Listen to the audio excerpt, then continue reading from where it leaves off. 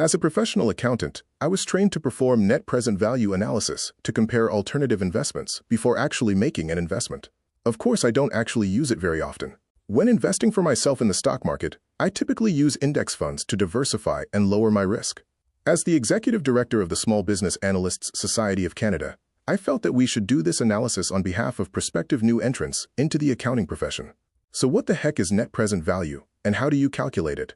Net present value is defined as the value of all future cash inflows and outflows from an investment, which is then discounted back to the present using a, quote, discount rate. It requires an understanding of corporate finance concepts such as the time value of money, as well as accurate input data. While you can find instructions online that detail how to calculate it yourself, most of us opt to take a shortcut and use artificial intelligence, which is what we did here. Based on the results, it looks like a no-brainer. Of the 5 certifications listed, the CPA designation clearly comes out on top. There is a problem with this approach, though. How can we be sure that input data is accurate? The median income shown here was taken from CPA Ontario. At SBA Canada, we prefer government statistical data, but even government data can have issues with the way datasets are defined. The AI agent we used a median income of $143,000 for CPAs with 3 years of post-designation experience. Their value was taken from a blog post from a CPA exam coaching website. As I prepare this in 2025, CPA Ontario claims a median income of $152,000 for all Ontario CPAs. The lower of these 2 median incomes exceeded the value reported by the Canada Job Bank by about 65%.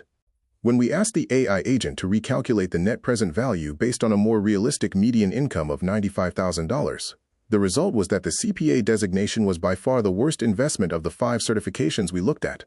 Since the amalgamation of the accounting services industry in 2014, the Big Four audit firms have continued to squander human resources with double the expected turnover rates for new hires in other white-collar occupations.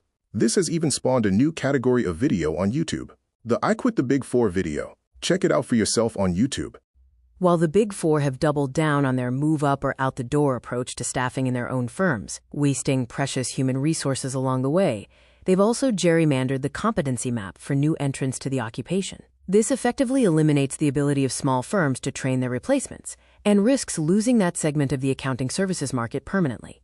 It also squanders a limited and shrinking resource. The profession is at a crossroads. The leadership needs to seriously rethink their growth at all costs mantra and embrace their own ethical standards. With a little luck, we may even make accounting great again.